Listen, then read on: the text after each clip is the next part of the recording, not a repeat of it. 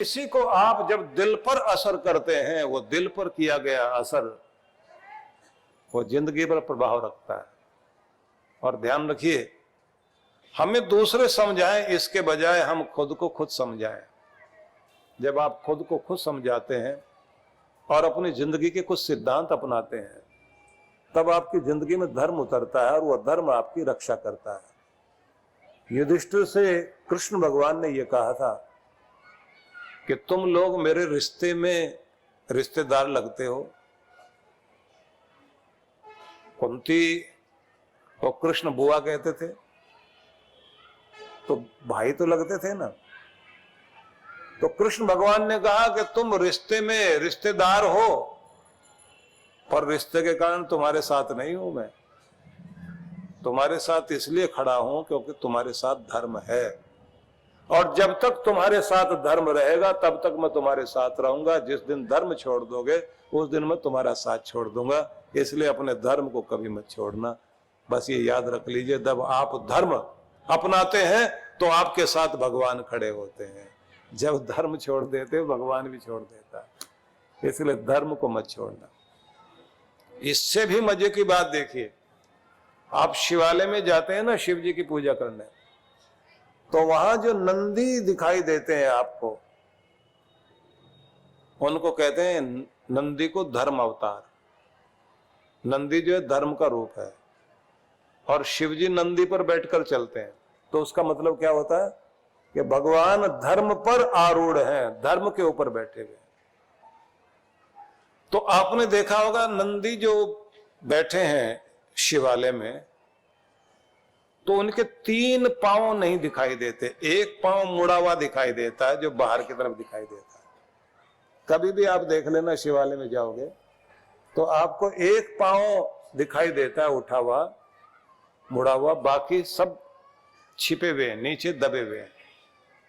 उसका मतलब है कि ये कलयुग है जिसमें धर्म के 3 पांव तो छिप गए हैं, बस एक ही पांव दिखाई दे रहा है। लेकिन उस एक पांव वाले धर्म का भी अगर आज के युग में कोई पालन कर ले तो इस कलयुग में वही एक धर्म पालन करते करते इंसान का कल्याण हो सकता है। इसलिए आदमी को धर्म नहीं छोड़ना चाहिए। तो समझ में ये आया कि धर्म पर सवार है भगवान, धर्म करने वाले के साथ परमात्मा है। कोई कितने भी चिन्ह लगा ले, कितना भी बाहर देखने में धार्मिक लगता हो, धर्म जब तक उसकी जिंदगी में नहीं आता तब तक वो धार्मिक नहीं होता। इसलिए जब आप सच्चे धार्मिक हो जाते हैं तो फिर भगवान को हाथ जोड़ के बुलाने की जरूरत नहीं पड़ती। फिर तो आपके जीवन के रथ पर भगवान अपने आप बैठे दिखाई देते हैं और आपको लेकर चल रहे होते हैं। महाभारत में एक और कथा है जो बहुत अलग तरह से समझाती है कि एक राजा को रात्रि में स्वप्न आया। स्वप्न में उसको दिखाई दिया कि कोई देवता आवाज दे रहे हैं और ये कह रहे हैं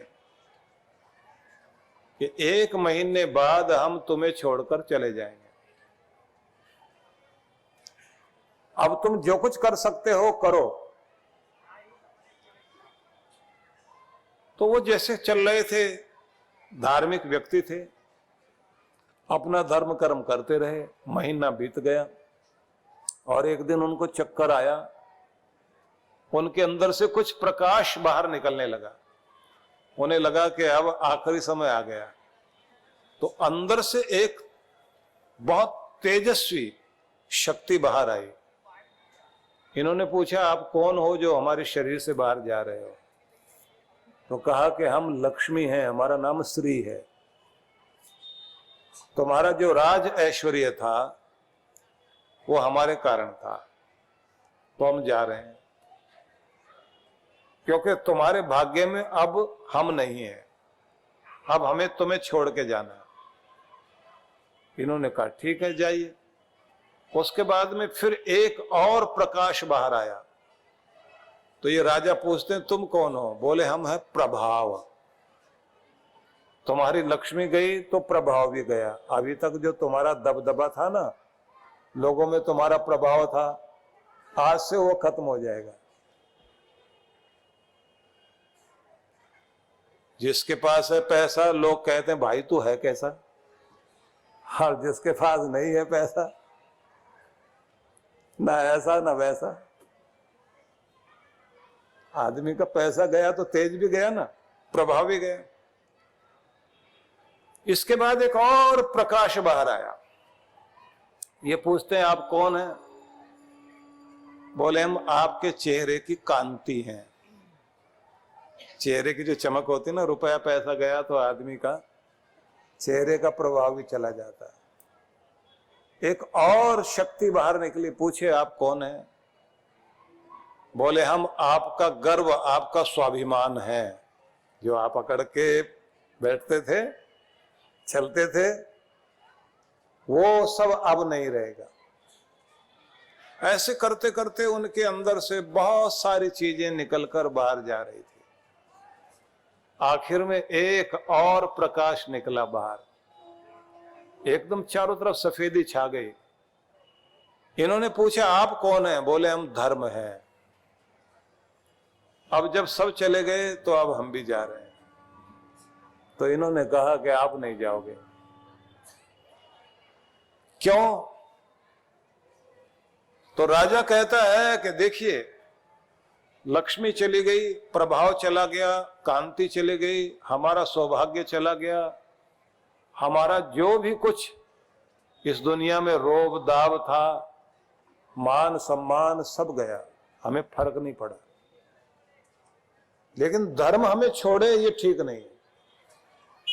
तो धर्म का जो प्रकाश बाहर आया था, उसने कहा टाइम हो गया, हमें भी जाना पड़ेगा। तो इस राजा ने क्या कहा? तुम जाओ, लेकिन एक शर्त है। अगर मैंने अपने गुरु के प्रति सम्मान में और गुरु की बताई हुई विधि को करने में कोई लापरवाही की हो तो तुम मुझे छोड़ो। मैंने दान धर्म करने में कमी की हो तो मुझे छोड़ो। मैंने किसी के साथ अन्याय किया हो तो मुझे छोड़िए। मैंने अगर बड़ों के सामने अपमान वाले शब्द बोले हो तो आप मुझे छोड़िए। और मैंने गौ का अपमान किया हो तो मुझे छोड़िए। किसी दिन भी मैंने यज्ञ सत्कर्म परोपकार से मुंह मोड़ा हो तो मुझे छोड़िए। और अगर लापरवाही से भी मैंने कोई गलत काम किया हो तो मुझे छोड़िए। तो धर्म ने कहा कि तुमने तो आज तक कोई गलती की नहीं। बोले कोई नियम तोड़ा हो तो मुझे छोड़िए। इन्होंने कहा कि आपने नियम भी नहीं तोड़ा। तो राजा कहता है कि जब मैंने धर्म का पालन पूरा पूरा किया है तो धर्म मुझे छोड़ के कैसे जा सकता है। सुनते ही धर्म ने कहा कि तुम्हारी बात सच है, क्योंकि तुम्हारे रोम रोम में धर्म बसा हुआ है, इसलिए हम बाहर नहीं जा सकते, हम अंदर आते हैं। धर्म अंदर आया, देखा एक एक करके सब अंदर आने लग गए। धर्म के साथ ही सबसे पहले प्रेम अंदर आया, दया आई, करुणा, कीर्ति, सम्मान, प्रतिष्ठा, प्रभाव, ऐसे करते करते सौभाग्य आ गया। लक्ष्मी माता भी अंदर आने लगी। तो इन्होंने श्री को अंदर आते देख करके कहा आप तो भले ही बाहर रहो, क्योंकि सबसे पहले तो आप ही छोड़ के जा रहे थे ना। राजा ने जैसे कहा आप तो भले ही बाहर रहो, बोले जहां धर्म रहता है वहां हमें भी रहना पड़ता है, क्योंकि तुम्हारे पास धर्म है तो हम भी तुम्हारे साथ रहेंगे और हमारा रूप श्री वाला रूप रहेगा। श्री वाला रूप क्या होता है?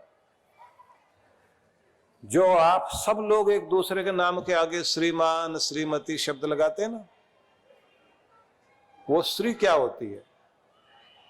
जिसमें आपकी शोभा बनी रहे, समृद्धि बनी रहे, हाथ में पैसा नहीं दिखाई देगा, काम जरूर पूरे हो जाएंगे, कोई भी काम रुकेगा नहीं। भले ही आपके पास हाथ में पैसा हो ना हो, बैंक बैलेंस हो ना हो, आपके काम होते रहेंगे। देर सवेर हो सकती है लेकिन काम तो होगा। तो कोई ना कोई पुण्य, कोई ना कोई धर्म आपका जीवन में है जो आपके साथ कृपा कर रहा है। तो समझ में आया कि अगर आपकी जिंदगी में धर्म है तो वो हर जगह आपको सुरक्षित करेगा। लोग जैसे जैसे धर्म से विमुख होते जाते हैं तो ग्रह नक्षत्र सब उनकी परीक्षा लेने लग जाते हैं। उनका अपना घर शांति नहीं देता।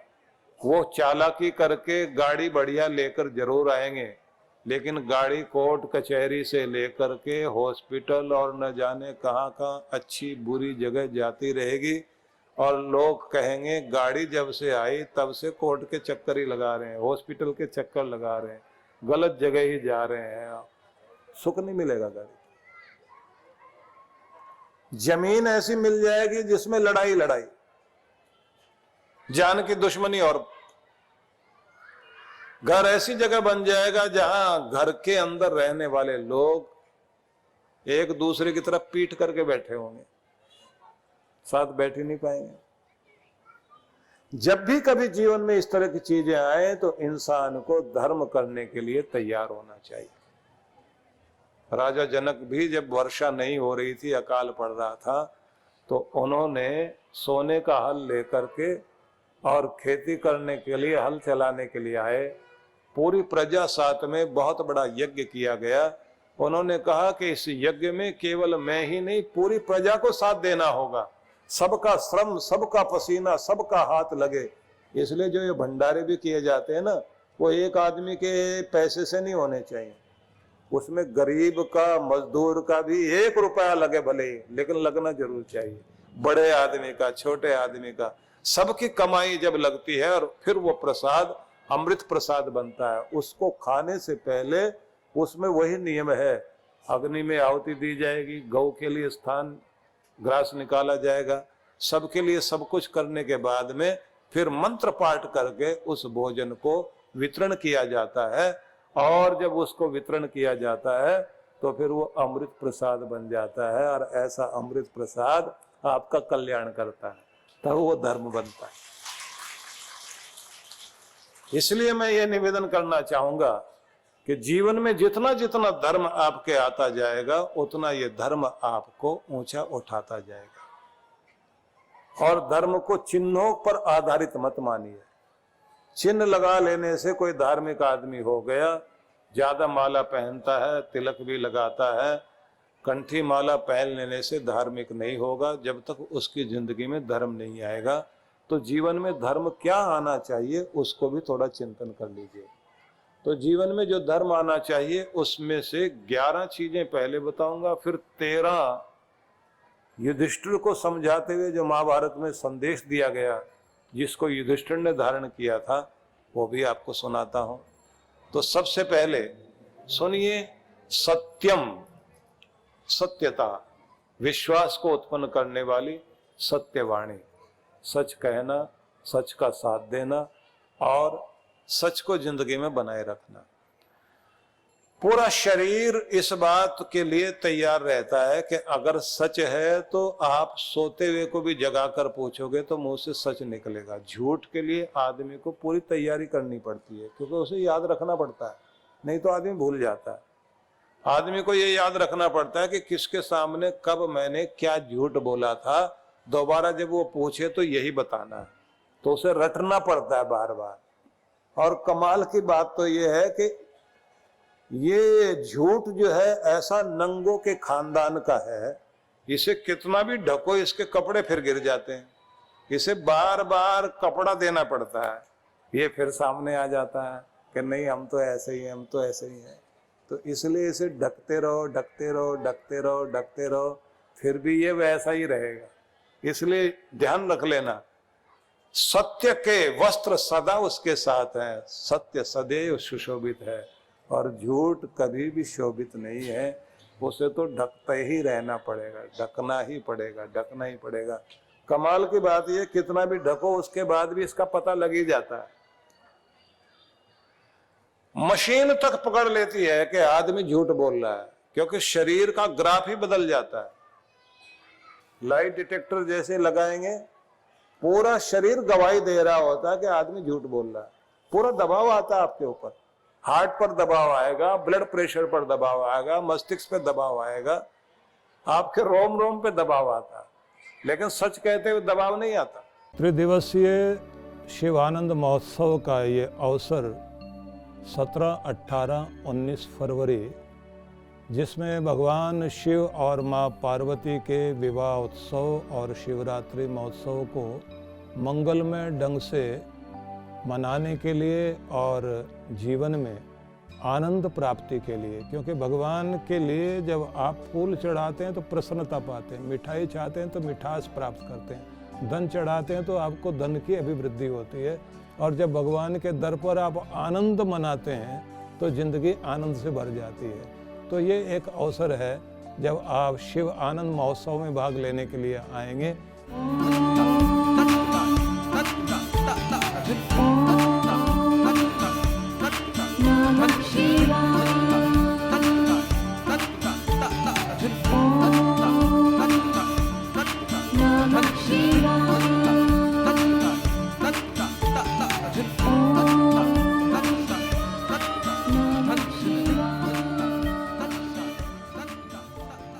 क्योंकि इस दिन आप सब प्रकार से अपने जीवन में सुख समृद्धि की कामना के लिए आपको एक अवसर दिया जाएगा।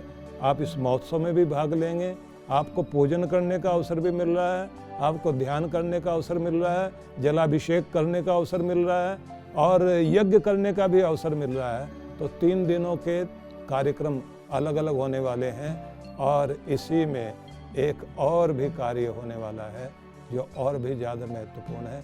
आप लोग जानते हैं कि रावण ने तपस्या करके भगवान शिव से प्रार्थना की थी कि मुझे आप मेरी पूरी नगरी को सोने की बना दीजिए। तो कुबेर जी से भगवान ने कहा कि जाओ इनके कामना को पूर्ण करो। तो उस समय रावण जैसे राक्षस को भी सोने की लंका मिल गई, क्योंकि ओगड़दानी है शिव जी। तो कुबेर जी की स्थापना भी उस दिन होनी है, उनका भी पूजन करने का अवसर है, श्री यंत्र के पूजन का अवसर है और माँ लक्ष्मी जी का मंदिर भी सामने उस दिन जो है उद्घाटित होगा, तो उसका भी पूजन आप लोग कर पाएंगे।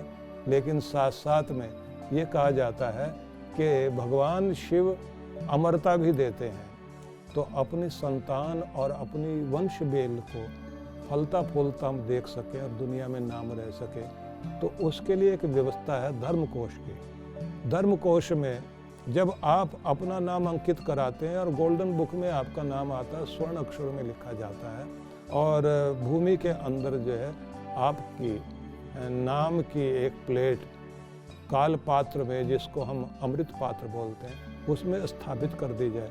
हजारों सालों तक वो खराब नहीं होने वाले। वो भगवान शिव और पार्वती के दरबार में उपस्थित करने का कार्य है, जिसकी आप जानकारी अलग से पूछ सकते हैं यहाँ। तो ऐसा अवसर उस दिन मिल रहा है और जो धर्मादा सेवा वाले लोग हैं उनको भी उस दिन श्री यंत्र पूजन करने का और कृपा पाने का अवसर मिलेगा। तो यह कार्यक्रम शिवरात्रि से अगले दिन होने वाला है, जो आप देखेंगे धर्मादा सेवा और धर्मकोश के पूजन वाला। लेकिन शिवरात्रि तक जो है वो बहुत बड़ा महोत्सव है, जिसको आप 17, 18, 19 3 दिनों में इस महोत्सव में भाग लेंगे। तो ऐसा समझ लीजिए कि इस बार का अवसर अद्भुत अवसर होने वाला है और इसको मैं सिर्फ यही कह सकता हूँ कि अभी आप कल्पना कर रहे होंगे, असली रूप तो आप सामने आकर के देखेंगे। इसलिए आप आइए और इसका लाभ लीजिए।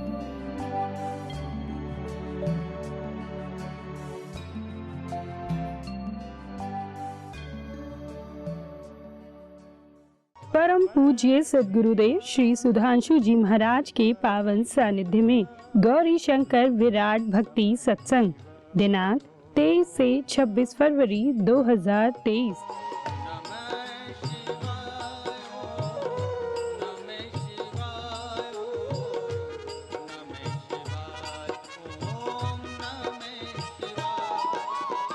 कार्यक्रम की रूपरेखा। समय 23 से 26 फरवरी शाम 4:30 से 6:30 बजे।